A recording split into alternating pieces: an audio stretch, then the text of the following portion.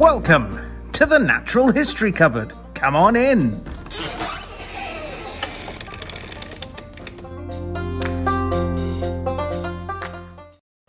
And welcome back to the best natural history podcast on the internet, the Natural History Cupboard podcast, the place where the weird and wonderful parts of the natural world come together. I'm your host this week, Aaron, and with me, as has been the case for the last few weeks now, is Drew.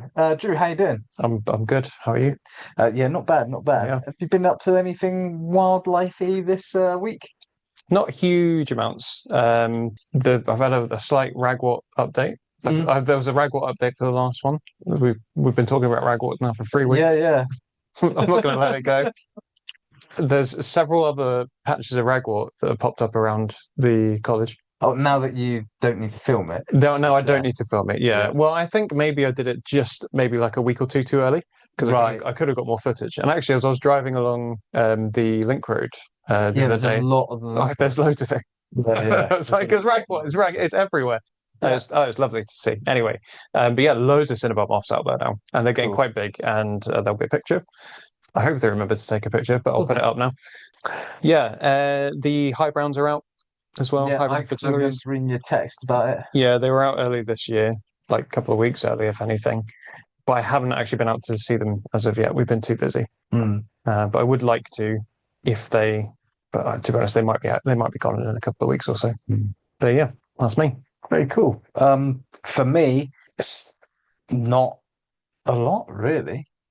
Not a lot. Well, good content. Good content. we have been hanging out down the river a lot. Over the weekend. Peed in it again. Seen a lot of. Not actually. I've not seen damselflies this time. Oh no, I've not noticed them. The Yodomazels, yeah. Yeah.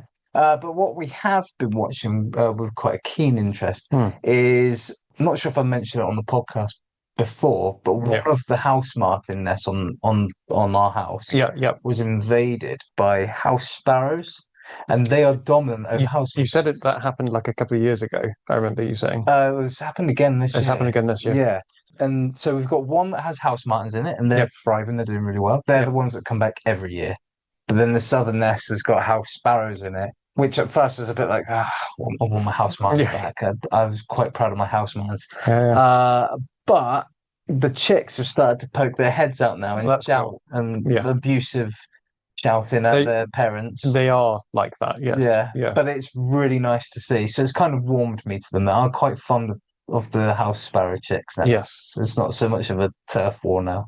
Yeah, in our new place, there's loads of sparrows around there. Yeah, loads and loads and loads and loads. There are martins and swifts and swallows around as well, but I'm not quite sure where they're nesting. But yeah, house sparrows, they're cool birds, and they like. I mean, Gareth did a feature of one of them, obviously. And they're a bird that's come out of Africa with us.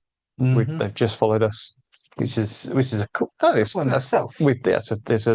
almost self-domestication, almost, except they're still wild. They just go, no, we're just going to follow the humans. Follow the shelter and the food. That's it. Yeah.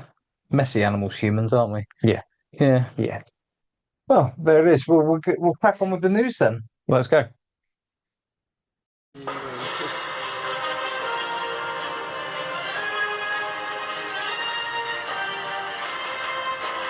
It's the news.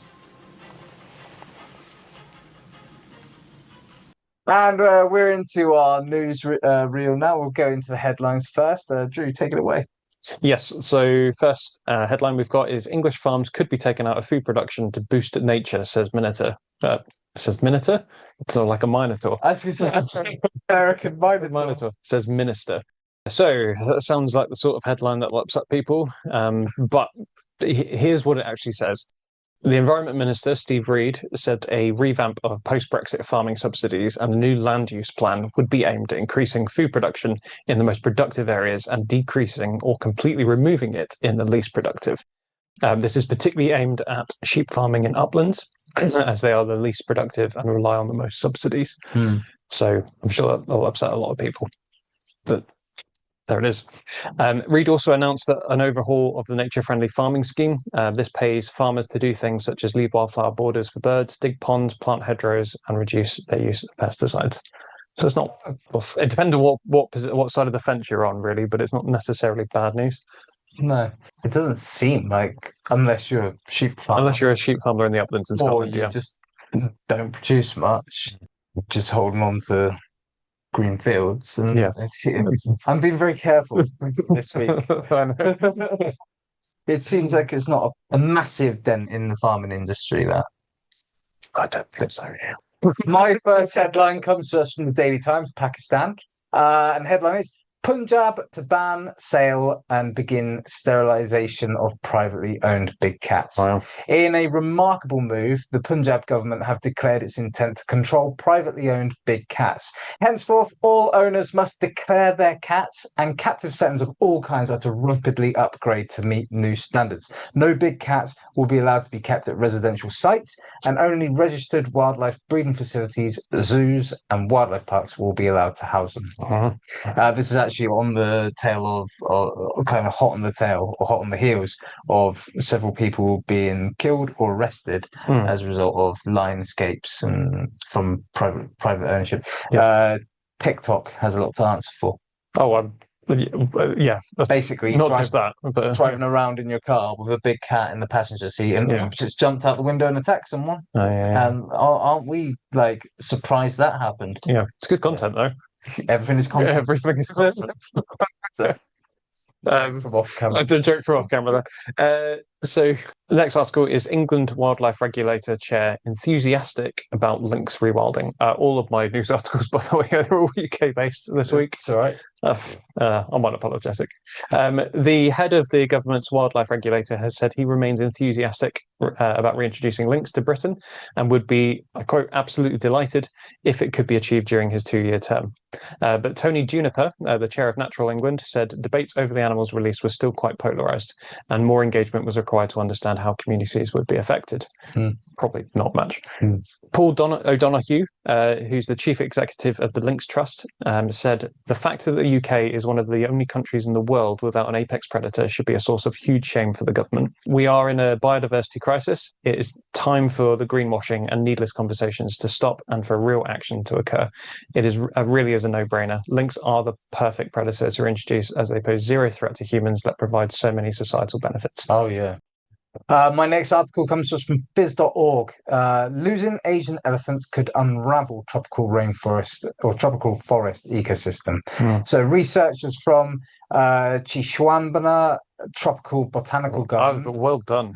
Well, that was good. Yeah. Practicing. Yeah. Of the Chinese Academy of Sciences published a study in the Journal of Animal Ecology that presents evidence that healthy herds of Asian elephants are linked to healthier populations of mammals in tropical rainforests.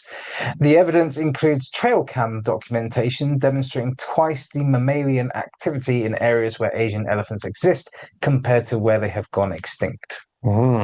So that Jungle Book remake probably was onto something. Yeah, certainly.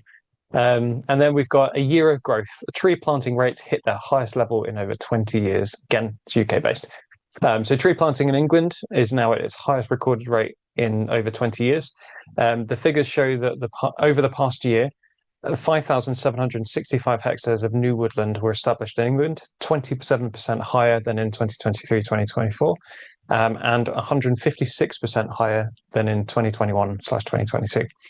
In addition, 888,000 trees were planted outside woodland. This is the equivalent to 1,399 hectares, bringing the total area of tree canopy established and numbers of trees planted to 7,164 hectares or 10.4 million trees. A lot of numbers here, an equivalent to 10,000 football pitches. And the Economic Times of India. French scientists discover a new blood type found in only one woman alive today. Thank you to Atasara for giving me this one. It is kind of a stretch in terms of natural history, but still humans, I think it is. Yeah, it's fairly in.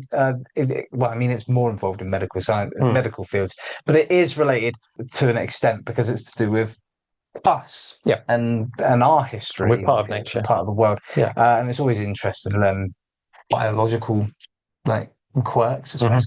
Anyway, Guarda negative is the 48th blood group type to be discovered and is so far known from just one 63-year-old woman from Guadeloupe undergoing pre-surgery tests in Paris during 2011. Medical practitioners were worried when her blood reacted to every blood type going. Wow. And at the time, they had to put a pin in her surgery. With new tech, though, they found a mutation inherited from both of her parents that changes how proteins bind to red blood cells. Her immune system attacks any donor blood that enters her system, and she can only be paired at present with her own blood that's been taken in advance and stored. Wow. So, yeah, a new chapter in human natural history, a 48th blood type. Wow. Yeah. Wow. Is she what Magneto would say is the next step? We're in the future, Charles. So we're head on into our main article now, and that is with Drew. It is, yes. So my main article, another UK one, is Rare Butterfly Hits Purple Patch at Sussex Rewilding Project. So this is about Knepp.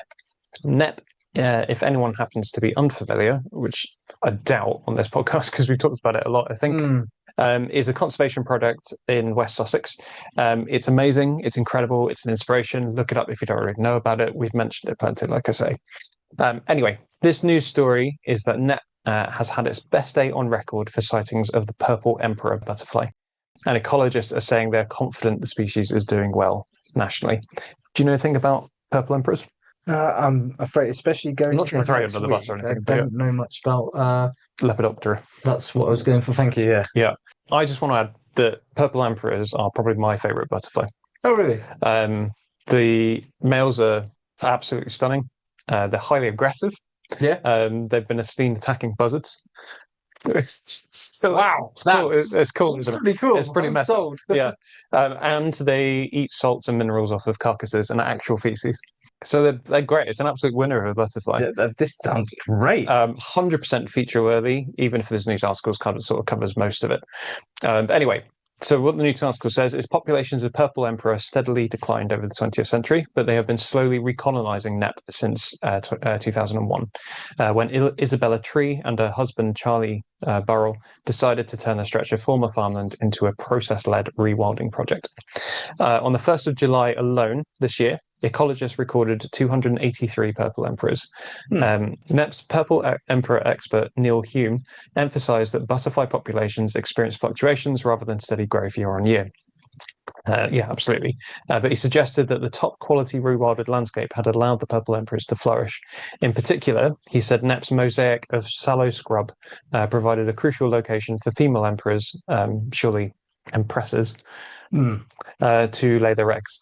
It goes on to reinforce what I said earlier. Nature lovers have long been fascinated by the purple emperor, and for at least 250 years have been using unusual methods to lure them from treetops where they reside. Despite their apparent delicate nature, the butterflies are renowned for feeding on cowpats and decaying animal carcasses. Those in search of a sighting attempted to entice the butterflies with anything from dirty nappies to blue cheese. Wow. Just to get the salts and the minerals that they like. It's something stinky they come down for.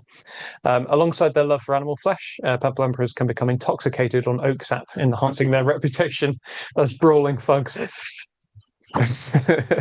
I'm really sold on this bubble. They're great. This is a great bubble. They're absolutely beautiful and they're just mental. Hume stressed that although the purple emperors may be the most glamorous success story at Knepp, other species had also benefited from the rewilding.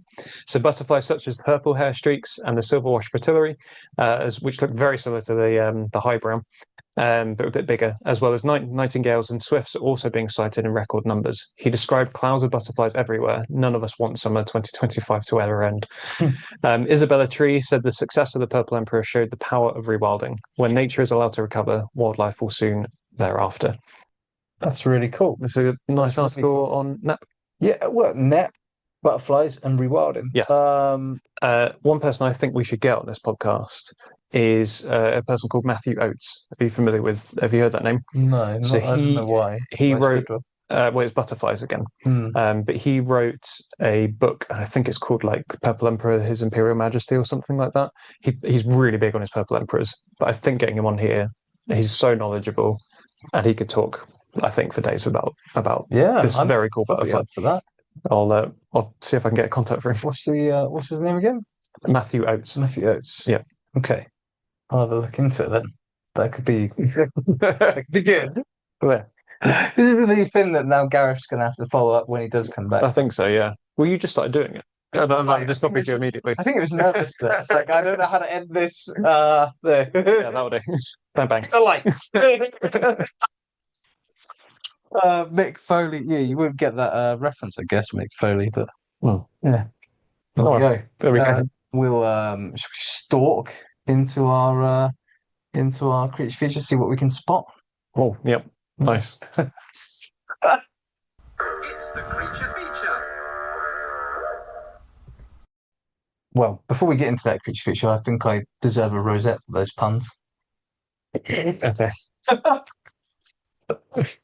Anyway, this week's episode is possibly our first creature feature that rounds off a group.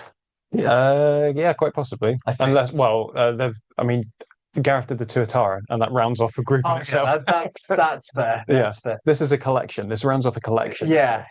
Although it's kind of cheating because no one ever did a lion creature feature. No. The lion no. artwork Yes. from the interview with James. Safina. Yeah. Anyway, to use a more flowery linguistical approach, some would perhaps consider this animal a Southeast Asian shadow, or the wraith of the Serengeti, a phantom of Persia, or very much more unfortunately, a ghost of Europe. Yeah. All very frightening imagery for some, I'm sure, but the fear factor of such metaphors isn't actually the point of the language. The point of me using that language is to convey the strong preference for stealth that borders upon the supernatural. They blur the lines between effective camouflage that no military-grade ghillie suit could ever hope to achieve, and the closest thing to a true power of invisibility in the real world. Indeed, I'd go so far as to say that when it comes to natural camouflage, you can place octopuses in their own kind of bracket, with the mimic octopus perhaps being at number one.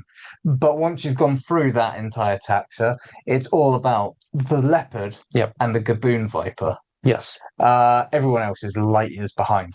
Of course. Oh, I don't know. I can think of it. I can think of a few. Like angel sharks and things like that. See, I thought of them, and I thought of other species for sure, but I still think they're even jaguars. I don't think they're quite. I don't know. There's something about leopards and gaboon vipers that they just. Are you including snow leopards in that as well? No, because they're not actually related to tigers. Yeah. Even tigers, they literally, not to overuse the word, but they melt. They just melt. They're not there. But snow leopards are good as well. Jaguars and snow leopards all do that. Yeah, cougars do it. Yeah. I'm sorry. I'm not trying to immediately take a fresh jump all over. No, I don't think that at all. I'm quite happy to be challenged on it. I don't think, for me, in my opinion, it is just my opinion. I really don't think that much comes close to leopard and gaboon viper. No, it's fair. Gaboon viper, I mean, it just looks like dead leaves. Yeah. It literally looks like, what's it called? British military camouflage is called DPM, disruptive pattern material. Okay. Or it used to be. I think they might have renamed what they currently use. But there is a name for the one that is very popular among American hunters. But it's like, it actually is print of like real leaves. Okay. It might be called real leaf or real tree print or something like that. I don't know, but that's literally, the gaboon viper has that. Yeah. Just as its skin. It's just crazy cool. But of course, we're not talking about gaboon vipers. No. Or all those other tigers things. or any of the others. We are talking about leopards. Or katydids, or Stick insects. Stick insects. Very good as well. Yeah. Apart from Maclays that do this. Yeah. Give themselves away. Well, they're trying to act like a breeze. Yeah. But sometimes there isn't a breeze. you're just near them, and they're just like this. They're doing it in your breath. Yeah. It's not a breeze. It's my breath. Sorry, I derailed your feature immediately. Leopards. Yeah. This is the final installment, for now at least, in the big cat family. I might decide to do subspecies at some point. For now, this is enough. I'm done. Yeah. The leopard has the largest range of any wildcat species. This colossal range includes sub-Saharan Africa, limited parts of the Middle East, the Indian subcontinent, the Russian Far East, Eastern China, Southeast Asia, and parts of Indonesia. Historically, however, you could expand this range to cover North Africa, almost said North America there, North Africa, most of the Middle East, much of Asia, much more of Asia generally speaking, and the reason for the Ghost of Europe moniker was because much of Europe too. Although there's some evidence that they might be sneaking back into Georgia in future. That's Georgia the country, not American state, because they do get confused. Yes, they do. They get really confused with that. And Georgia, if I remember right, that means land of wolves. Really? Okay. Is it not named after St. George or something? No, it's. Oh, I can't remember. If you want to know what that means, go back to the wolf. Because it is closer to where St. George was actually from. Yes, because he was Turkish, was he? Turkish, yeah, and probably didn't slay a dragon. I think we could be quite sure about that. Anyway, here across this vast range, even in the present day, we're talking about a species that exists in boreal forests, temperate forests, subtropical forests, tropical rainforests, and they can also be found in treacherous and cold mountain ranges, or across riparian habitats, swamps, or right on over to dry savannas and the Serengeti. You'll find them eking out an existence in some of the most remote places where human feet rarely tread, to well within the suburbs of urban India. All of this is to say that they have this massive range because basically they've earned it. Sure. Infinite respect to all the other big cats, and you of course know how much I love my tigers, but no other wild cat, big or small, has the adaptability and the tenacity to overcome the odds and laugh at life's challenges than the leopard. It doesn't have its buddies backing it up like lions. It doesn't have the strongest bite in the family like jaguar, and it can't do everything like tigers can. But it is by far the best cat to take on the challenge of surviving the human-dominated planet they inhabit today. Yes, no disagreement there. Possibly by cougars. Yes, but they're obviously not Panthera. But yes, they do have very similar wide-ranging and adaptability. Absolutely. Propensity to adapt. Yeah. And that camouflage that I mentioned that aids them, there are actually two relatively simple variants. Thank you, Drew, for going through the trouble of making two again, the rosetted and the melanistic. So the standard variety of disruptive patterning that you'll find adorning these stunning cats is, of course, the rosetted variety. Very similar to our previous discussions on cheetahs and jaguars, but with differences that aren't always obvious to many people on the street. Cheetahs have spots, plain and simple, out the way. Jaguars are where the confusion usually occurs. So jaguars have almost squarish shaped large rosettes with spots within them. Occasionally these rosettes can be broken, and leopards on the other hand have rosettes that are much smaller, more circular in shape than that of jaguars, and less regularly would you find them broken. They also appear to be a bit more evenly distributed across the cat than they don't have the dot in the middle. No, they don't. No spots within. No. These rosettes are black in colour, pasted upon a soft, thick coat, displaying a base coat colour that varies from individual to individual, but even more so from region to region.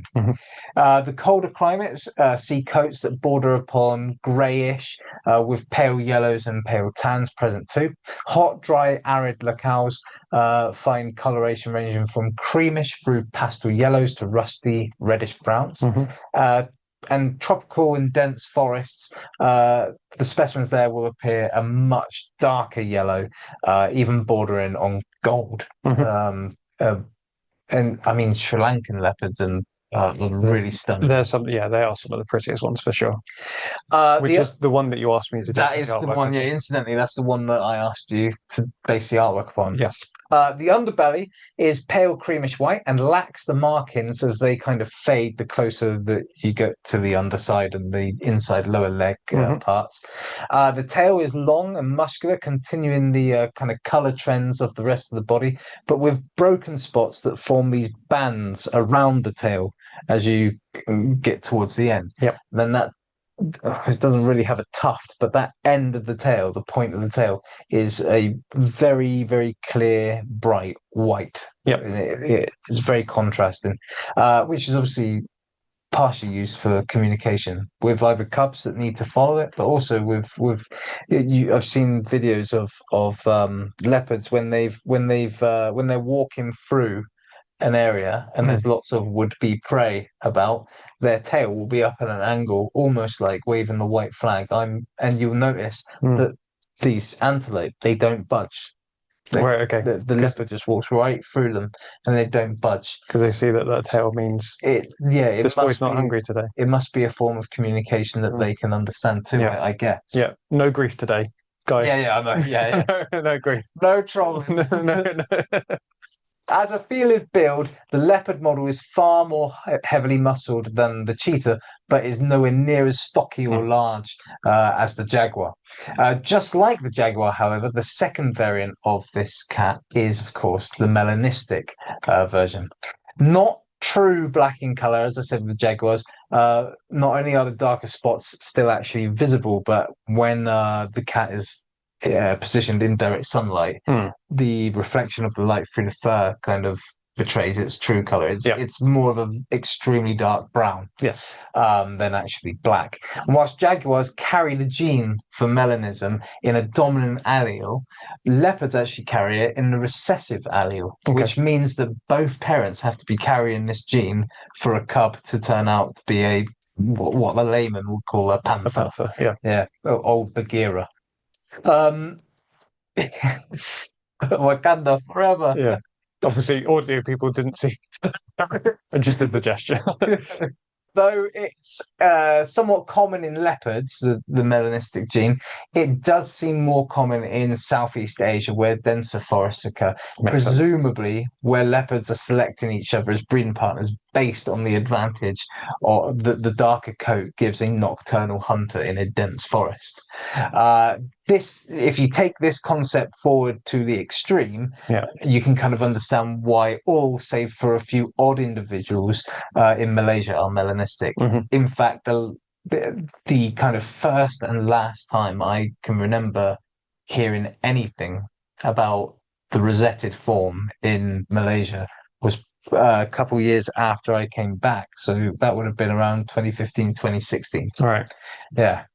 So very, very rare for rosetted ones in Malaysia. The main feature of both variants is, and I'm risking sounding like a broken record here, I'm sure, stealth.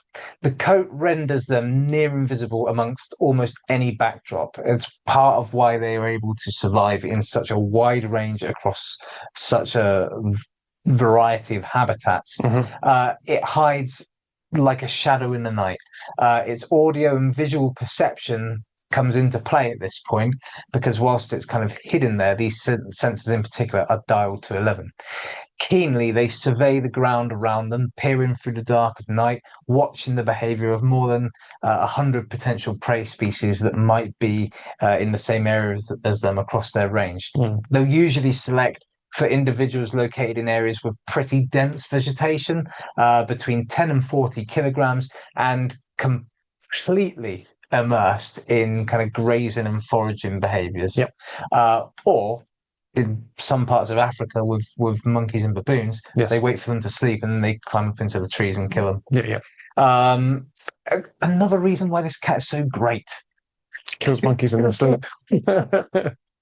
At this point, the cat will creep closer. They lightly pad the ground in front of them with their front paws, a behavior that has actually been mimicked in the military. They'll kind of pad the ground in front of them with their front paw, and they're basically, repeating the word basically here a lot, but they're looking for, like, if there's twigs, they'll move slightly. They want nice, firm ground that's not going to give away. Yes, no noise. It's going to give away. Once they've found that and they can transfer their weight, they'll move forward with the body in a nice low profile, head low. And what they do is they move their back paw as they lift the front paw away. Once they commit, that back paw goes exactly where the front paw was. And that way they minimize, basically eliminate having to look down and watch their feet. They keep their eyes trained on their prey at all times, which makes them such effective hunters, essentially. Once they've done this and they've crept within 5 meters of the prey item or the target, they launch their ambush attack, pouncing from behind or dropping down from a tree from above. That's quite common too. And they land somewhere around the shoulder blades, opening the opportunity to bite the throat, throttling the animal to death, or quickly severing the spinal cord via a nice swift bite. That's how I deal with hobnobs. All of that, everything that came before that. Yeah, the sneaking, the climbing over the shop shelves, hands to this. I dropped from the shop ceiling from the supermarket. I crashed through the market. And then we come around the corner and find you like snarling and trying to bite through the plastic of a hot dog biscuit bag. Packet, I should say. That's it. That's amazing. Yeah. Film that for scientific purposes. It's on plenty of CCT cameras. I'm banned, obviously. Just have to do a shop review. Yeah. I'm not as well camouflaged, sadly. No. Well, you'd have to. I suppose the best camouflage for like Tesco would be you wear the uniform, ugly fake marble floor. Or white kind of powder coated white metal rafter, or you just hang from that, looking down, drop. Yeah. Good stuff. I mean, I wish you weren't banned because I'd like to see that. It can't happen anymore, sadly. It probably goes without saying, but the leopard's evolutionarily stealth-motivated coat is its biggest weakness, just as much as it is its biggest strength.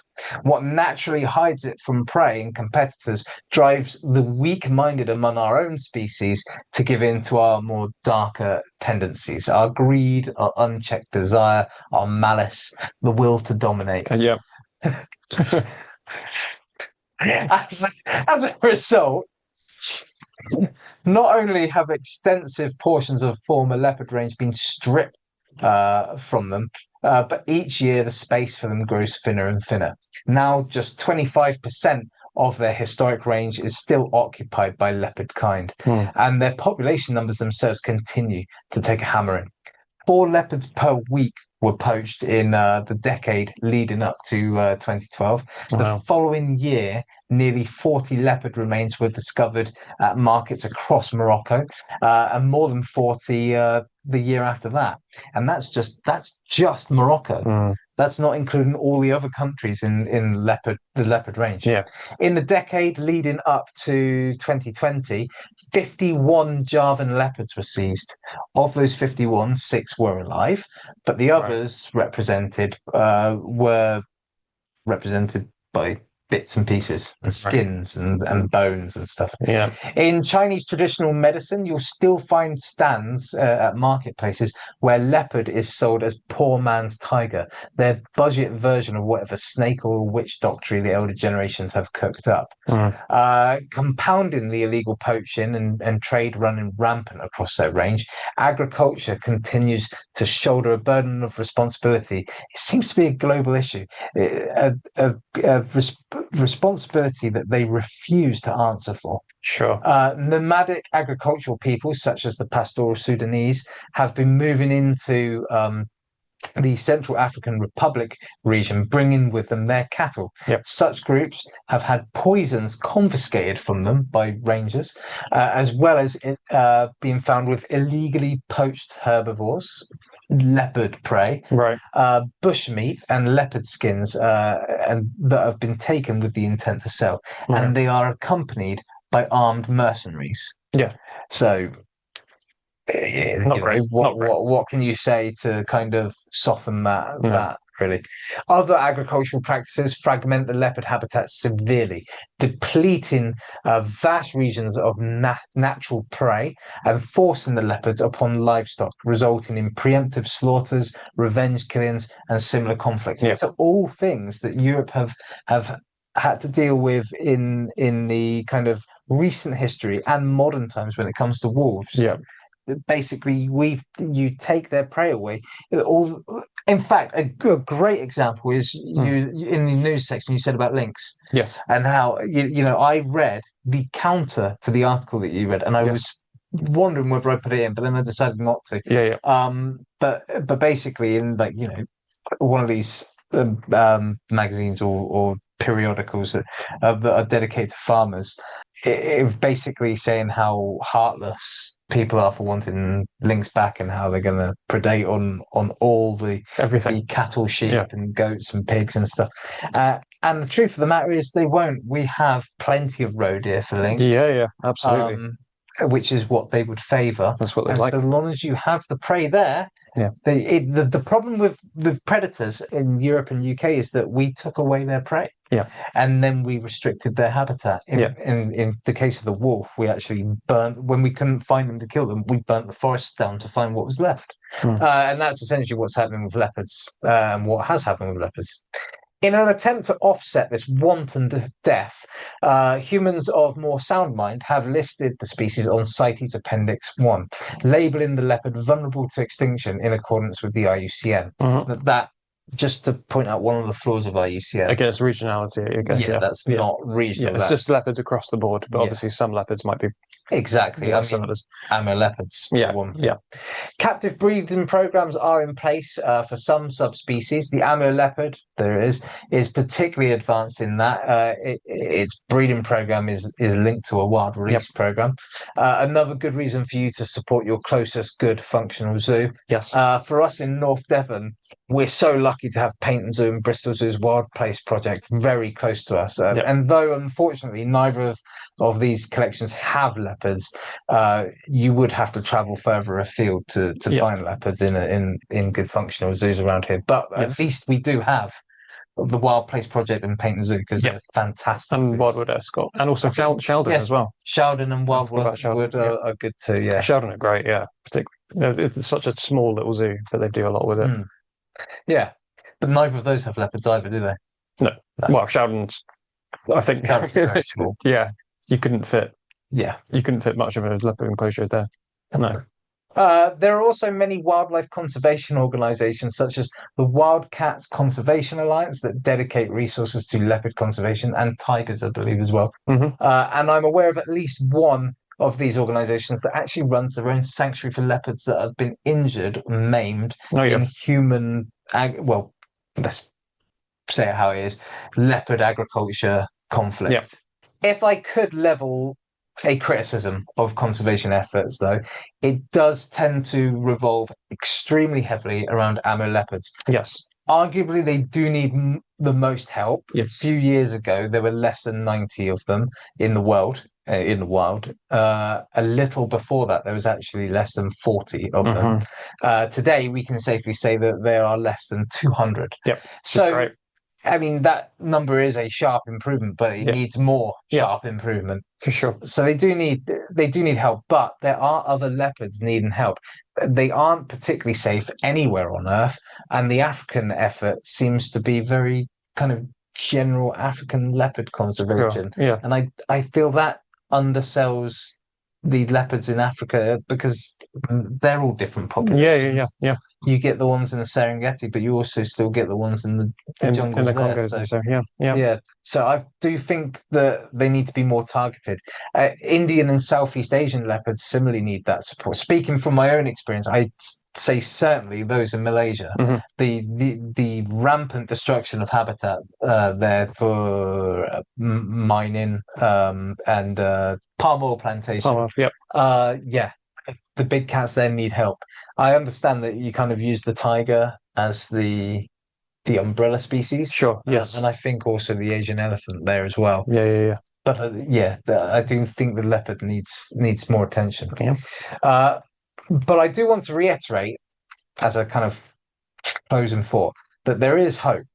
The fact that these things even exist means that there's hope. Yeah. And maybe if we can double Amur leopard numbers, which have pretty much more than doubled Amur leopard numbers, and we can also increase the numbers of their stripy cousins thanks to better natural nature reserves, and wildlife corridors, maybe there's more than enough of that hope to extend to other leopards clinging to survival elsewhere within their range. But that is the leopard, and that is, at least for now, the Panthera, the big cat. The end of the big cats. The real big cat. They're all done. They're done. They're done. They're done. Finished. Over. Yeah. So they're not. If they're not saved now, there's nothing more we can do. They can't have another creature feature. Did you get to see a leopard in Malaysia? No. Have you seen a wild leopard before? I have not seen a wild leopard. No. I've been very lucky. Yeah. I've seen one. I saw a young one in Kenya last year. So on safari, and again, you go out looking for leopards, but it was on a conservancy, so an area that's protected.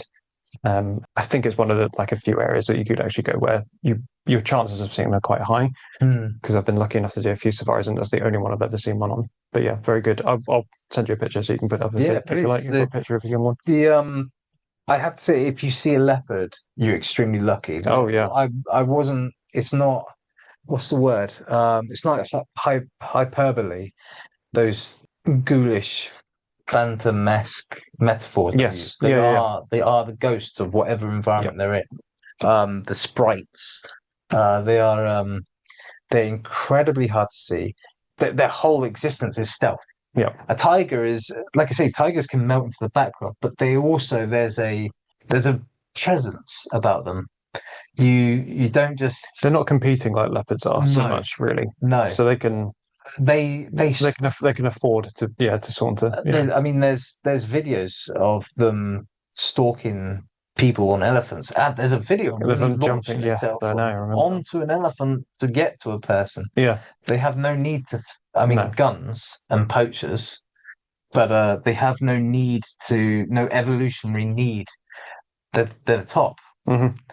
They can melt when they want to, and they as they did in that video where he leaps up to an elephant. Yeah, you don't see that tiger until you do. Do you know the funny thing is that tiger must have been approaching at speed for quite some way, and you can see the angle it's coming at. Yeah, you don't just see the tiger appear, but what you do see, you'll see that the long kind of long grass is not moving. Yeah, until maybe 4 meters from where it actually pounces, and then it parts like the grass in Lost World with the raptor. Yeah.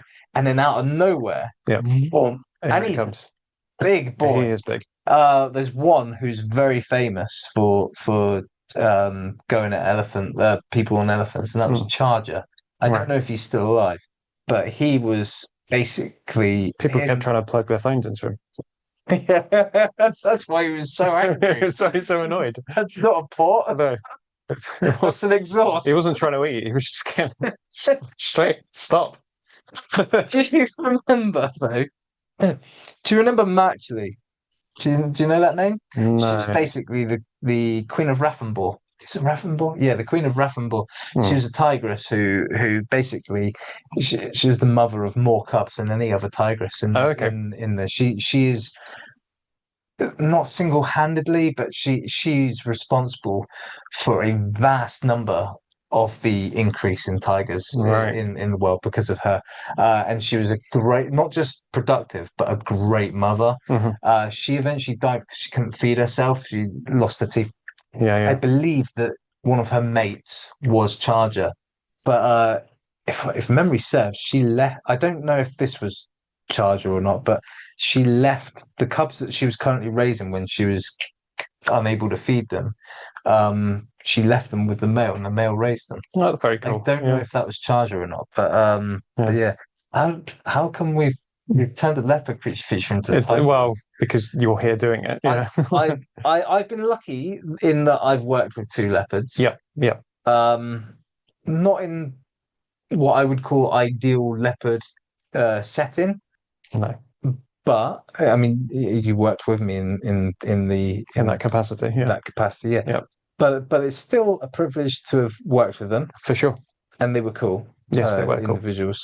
A lot of personality. Yes. I've always, having worked with lions, tigers, and leopards, as well as a few small cats, if I was to use a pop culture reference to compare some. I wouldn't know what to place the lion as, but I would put the tiger as the Rex from Jurassic Park. Sure. Dangerous. Yep. You don't want it out. Yep. But the leopards are the raptors. Then they are working things out. They are watching you, and they are working things If I out. can chew this bit of wood, I might get out. Yeah. Yeah. They are incredibly intelligent cats, more intelligent than lions and tigers. I've got no experience with jaguars or snow leopards, but I would say that I would probably put them at the top of that. at least more so than snow leopards. I haven't worked with them, but I've met them, and they are quite. Are they a bit derpy? They are a little bit derpy. They're the most lovable of the big cats. Derpiness isn't necessarily it's not a bad thing in terms of like affinity towards the animal. No. Derpiness sometimes, if anything, elevates the animal. Yeah, it's like endearing. You look at some salamanders, and you might not be that. You remember as a salamander. You look at their face and you're like, oh my God, I love this thing now. It's incredible. I mean, like if you put a picture up of I'll send you another picture of a tiger salamander that I work with because she's great. Please. It's so good. I'm trying to think of a way to describe it, but you go up to a fence where there's leopards when you're working with them, and you can feel that you're one mistake away. Sure, yeah. But when you've been near it, I've been privileged enough to have friends that have worked with snow leopards, and I've been allowed to go quite close to fences, meet them, feed them through the fence. Yeah. And snow leopards are more like they come up to the fence. They kind of. What's funny about snow leopards, and I wish I'd said this in the snow leopard creature feature, is you won't know where they are. No, yeah. And they'll drop down from anywhere. Just drop. Yeah. Normally, in my very, very, very, very limited experience, they don't tend to walk. They tend to just jump. They just fly. Yeah. And they land in front of you. And if that's supposed to be frightening, it's not, because then they kind of do this. I has food. Yeah. and they just wait very patiently. It's very endearing. Snow leopards are my favorite of all the. They are so cool. They are so cool. Yeah. I've got some nice GoPro photos of snow leopards. If I can find them in time, I'll put them up on this. Very close up. Yeah. I really like looking at the camera going, is youth. Yeah, I didn't know that they were quite derpy, but again, that makes me like them more now. They are the teddy bear of the. I mean, I wouldn't hug one. No. But they are the teddy bear of the big cats by far. Yeah. And I also there's one other endearing thing about snow. Oh, this has become a big cat creature feature. Yeah. Well, you're finishing off the big cat features. I love how they sleep. When they sleep, and they cover themselves with their tail. It's nice. Yeah. Oh, cool. Yeah. I love them. I think I am going to end up doing big cat subspecies, but not for a long time. No, or maybe like a big summary. Big summary of all the cats. A big cat creature feature. Yeah, a 5-hour long. Well, of course, we'll give them plenty of notice. Yeah. They can make appointments to do their hair that episode. Yes. Yeah. Before I wax more lyrical on big cats, we'll go on into our. Make sure you go on a long journey for this. Yeah. Here to Edinburgh. Yeah.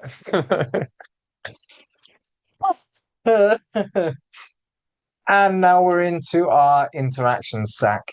Like that. That's even better. So on one day.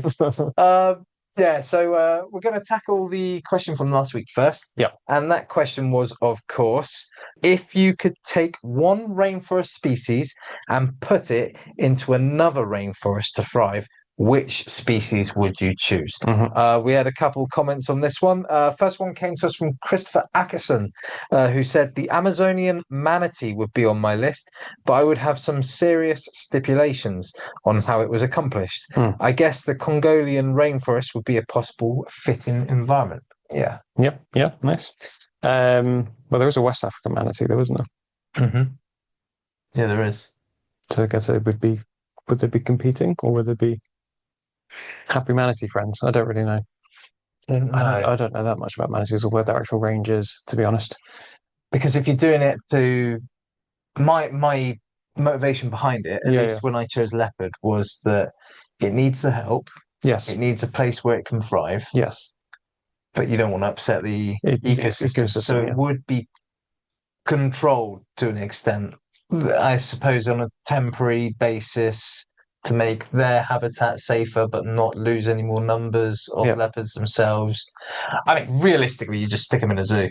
Well, to keep them safe. But I mean, like, if you're going to pluck one out, I think where Christopher's coming from is if you had because he also says about serious stipulations. Yes. I'd guess it's a bit of a semi-wild enclosure type deal going on. That's fair. That's fair. Making habitat safe and breeding numbers and stuff. Yep. The next comment we got from Robin Clark, who said tree shrews. I want to see more tree shrews. Tree shrews are great, actually. We haven't covered we haven't covered a lot of small rodenty. No. Gerbil. I've done gerbil. Jerboa, yeah. Brown rat. Yeah. And then I think it's a jump to like porcupines and beaver. Yes, we did 3 porcupines because we did a porcupine special, didn't we? Yeah.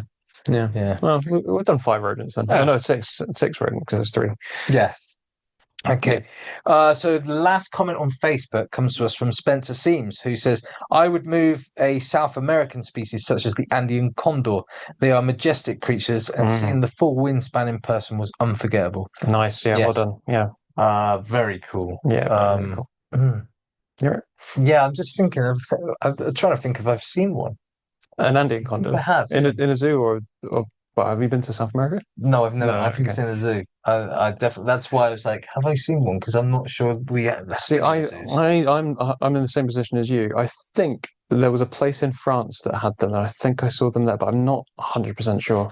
I can't remember if. Or it might have been somewhere else. A spectacular. You and Jess need to go to this place. Okay. Yeah. Okay. It's in the Pyrenees Mountains on the Catalan side. Yep. Not too far from like Barcelona, but in terms of you'd fly to Barcelona or Girona. Yep. Make your way to the mountains. Anyway, in the Pyrenees, there's a place called it's the center of eagles. In Catalan, it's called Cim de l'Aigs, and if there's anyone from there that's listening, I doubt it, but if there is anyone there listening, I'd love to get someone to come on and talk to us because they are awesome. Their place is awesome. Is it like the Spanish equivalent of? Have you been to the Hawk Conservancy in Andover? No, which is so good. Yeah, so good. But again, obviously, I've not been to the Castellan one. You have not been to the Hawk Conservancy. Yeah. Maybe it's their Hawk Conservancy. Their bird display was just super educational and informative. Yeah, but without being too much for like the average person. Obviously, I'm more interested because I'm a zookeeper. Sure, but not too much for the average person. They had 21 buzzards going at a time, and it's on the top of a mountain. So this arena or a flight zone area, right? Yeah. It's a flattened out bit on a cliff edge of this mountain. Okay, so it sort of drops off. Yeah, a long way down, and you can see for miles through this mountain range. Very cool. And they fly them off there, and they just go, and they're off into the thermals. Yeah, and it's amazing. They did it with the 21 buzzards, turkey vultures, griffon vulture, bald eagle. God, there was loads of them in this show, and it was just amazing. Like breathtakingly amazing. And also the inhabitants there are not, apart from ones that are really kind of done in, they're not permanent residents. They are all there to be rehabilitated and sent back to the wild. I could go on for ages and ages about that, so I'll cut it off there. But I'm pretty sure it wasn't there where I saw the Andean condor. I feel like it was a zoo in the UK. Okay. Yeah. But I'm not 100% sure, and I might not have seen one. It's just that one of these weird. Yeah, well, like when you imagine a Monopoly guy with a monocle. Yes. Yeah. Thing. I'm not sure if it's real or not. A Mandela effect. Mandela effect. Yes. Yeah. Like salt and vinegar crisps that were never blue; they were always green. Apparently. Yeah. I'm sure they were. Yes. I think the Matrix changed halfway through, trying to mess with us. Anyway, history changed. Yes. We're on to our YouTube comments now. Yes. Drew, you've got those. Yeah. So YouTube comments. We had a bit of an issue with the Shark Week one, where I made a bit of a derp. And so basically I took it down and re-uploaded it. So we did have some comments on the first one that you can't see anymore because it's unlisted. I can see them though, or we can see them. So I've got one here, which was from Rosalie, and they said, for this week's question of which rainforest species I would translocate to be in another rainforest, I'm picking two species that have the same ideology. I've actually thought of this question independently because I've just been curious and thought of specific or special projects about it. My choices are the Botto, or the South American river dolphin. Gareth would have mentioned that, moving that into the Congo, and then the Amazonian manatee or West African manatee into an Asian rainforest. So we've got another manatee. River dolphins live in both South America and Asia, which those two lineages aren't even closely related. It would be neat to see one inhabit another tropical river system, slightly unrelated, but I think it would be cool if the Mississippi River also had river dolphins. Manatees live in South America, Africa, and a little bit in North American waterways, so it would be interesting for them to tackle the other major continent with tropical rainforests. Dugong live in the Indian and Pacific Ocean, so I don't think that would be impossible for... I can't remember. Is it Sirenian? Sirenian to adapt in living in an Asian river. So yeah, they're cool ideas. Very cool. There was a quick comment on here from Jess as well, supporting. Really interesting about the great white blood being toxic. I found that really interesting actually as well. It's cool. Yeah, that is good. And then I mean, it's not cool because the reason why it's toxic is because they've gathered so many heavy metals through eating other animals that are loaded with heavy metals because of us polluting the seas. But still, cool. It's cool that they've got the now they're poisonous. Yeah. And then one last comment from Jen Greenhall, who said, "I didn't think you were biased at all." This is about ragwort. She said, "I'm a horse person, as you may well know." But yes, so. Cool. There we go. And then our question for you for this week is, what is your favorite moth species? And or if you have any particular favorites that you've got that hang around in your garden or a place near you or somewhere that you regularly go that you quite like seeing. That's your question for this week. Have you got a favorite moth? Cinnabar moth. Cinnabar moth. Yeah, it's topical. Yeah, this is easiest. The one that it's one of the ones that I can recognize instantly. Yep. And it's just one of the ones that I see, and I'm like happy I've seen it. The burnets are nice as well, which look very similar, but they've got more dots on them. Tend to be. There's a few different burnet moths. Yeah, my favorite moth. There's loads of moths I really like. I like the garden tiger moths. They're really nice. Yeah. They're really pretty. There's lots of really stunning. I also like the hummingbird hawk moth. Yes, that's another nice one. They are funky. They're nice as the caterpillar stage as well. Yes, which is cool. Yes, and you've also got those moths as well that have the caterpillars, which are in the same family. I think as hummingbird hawk moth. They look like snakes. When they get threatened, they sort of inflate their ass, and it makes like a snake head. And they also do like little mock. Yes, as well. Yeah, so it makes you think this is. I was imagining something very clever, actually, but now I know. I'm on track with you. Yeah, very cool. Yeah. Oh, there's lots of good moths out there. But yeah, that's it. That's your question. Answer it now. Send it in. Sorted. Done. Done. Bam. Podcast done. Gone. Well, speaking of Jen, yes, she is one of our lovely Patreon supporters, but she's also the person who sent in an email this week. And her email reads, "Hello, lovelies. So I've been watching a lot of reels and videos of boat trips to see whales and dolphins as I want to take a trip to see if I can see orca. I need to pay my respects and get them on side before they take over the world. Obviously, I don't want to hunt them down, and this got me thinking about how we can be sure when taking wildlife watching trips that the animal welfare is at the forefront of the business. When I went whale watching in Newfoundland ages ago, the boat company we went with actively advertised how they ensured any whales were not harassed and what measures they took to get us as close as we could without disturbance. They did things like throttle down the engine and put the boat either upstream or downstream. I can't remember which. So we drifted nearer them. Yep. I do not seem to be able to find this same kind of info here. Perhaps I will just go and sit on the shore with some binoculars. Hope you're all okay. Yeah, it's a tricky one. Yes. I mean, my simple answer would be to look at genuine reviews for these places, not just from other people who, like just from the general public who have been, but see if any the kind of people who work in that profession have been on these trips and see what they have to say about it. Also, see what charities and NGOs that those people doing those trips work with. But yeah, I would say word of mouth is probably a good first shout to go with. Do you have anything to add on that? No, not really. You've pretty much covered all the points that I was going to sorry. cover. No, that's good. No, that's good. The only thing I'm not going to add, but the only thing I'd underline of what you said is the review thing. That I 100% agree with you. Yeah. Make sure you go through the reviews and find the ones that are kind of more professionally worded, or seek out advice. Yeah, find someone you can trust, particularly who's done it before. So I've done whale watching, dolphin watching. Yeah, just that.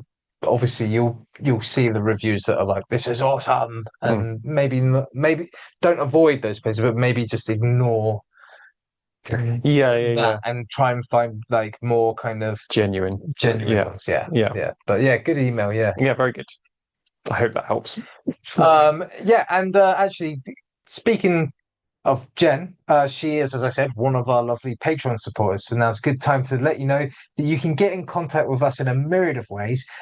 Email, obviously, also Facebook, YouTube, and TikTok, and Instagram. Just even if you just want to drop us a message saying hello, it all is good for the algorithm. But one of those things is, of course, Patreon, and we're going to talk to you about our Patreon supporters now.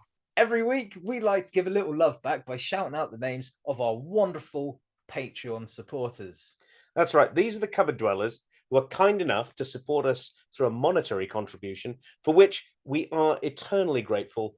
And those people are, of course, Fogtober, Jen Greenhall, Connie P, Chelsea McKee, Nick to Nick, Owen Cox, and Matt Geddy. Guys, your financial contributions are actively helping us out here in the Natural History Cupboard in a myriad of ways, including developing our new studio, planning excursions and being able to go out and film on location, considering technical upgrades, and actually making the jump from a solely audio-based podcast to the now growing YouTube channel. And we really can't thank you enough for that. Now, we appreciate all of our cupboard dwellers and the support you offer us through listening, liking, sharing, and subscribing. But if you feel we've earned it and you're considering joining our Patreon, there are two options through which you can do so. That's the Nature Nerds and the Animal Ambassador tiers, which you can find on the Patreon website or links through our social media as well, and each one having different benefits for you to enjoy. And now back to Gareth and Erin in the studio. And we're back in the studio. Gareth lied to you in that, because we're not back in the studio with me and him. We're back in the studio with me and Drew. So he is a prolific liar. One of his many traits that we brought up for the past few episodes. Just lies constantly. But that just about wraps it up for this week's episode of the Natural History Cupboard. We're incredibly glad that you guys were along to join us on this big cat ride. Finish it out with us. If you are interested in the big cats, we have covered 4 of them in Creature Features. The lions was a bit of a special episode where we had James Welch, who is basically the head of the Safina Lion Conservation and Fund. could have covered lions better than any of us could have covered, for sure. His is a good episode. Back at the very earlier one as well, 2021. But it is a good one. So you can find those on Spotify, on Apple Podcasts. You can on any podcasting platform that is of your choice. I'm not 100% sure if we put our backlog up onto YouTube that far yet. I'm not sure. No, we haven't. But it will be eventually. Yeah.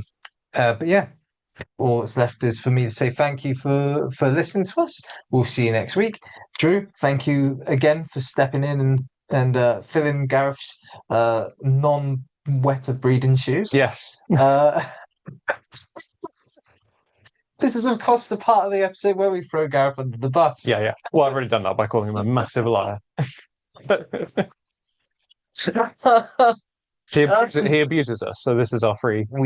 This is our just our moment. The cat. We've actually got our own agency. It's a cry for help, if anything. We're not running as if under the very whips of our masters. No, yeah, yes. But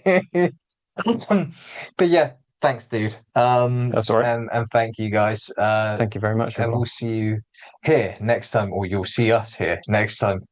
Because it's not a two-way thing, the camera. No, we can't see you through see it. us. We can't see you. We just hope you're there and we're not talking into the void. Yeah, because we haven't got we're not Nintendo. We haven't got the new Switch 2 that can spy in your bedroom. Can that do? Yeah. I haven't. We don't have access to that currently. No, currently. We're working on the more patrons we get, though, it. the more money you give us, the more we'll be able to, the more spying we can potentially do. Yeah. So do it. For that alone. You'll see us here next time on the Natural History Cupboard. Goodbye. Bye. Well, Drew, it's that time of the week. It's time for the bad joke. My favourite. Which side of the leopard has more spots? I don't know, Aaron. Which side of the leopard has more spots? The outside. That's fair. Actually, yeah. Well, have we turned a leopard? No, we have turned a leopard inside out. Of course we have. Because people have done that because they've got skins. Yes, they have. Yeah. Well, there we go. There it is. There it is. You're welcome.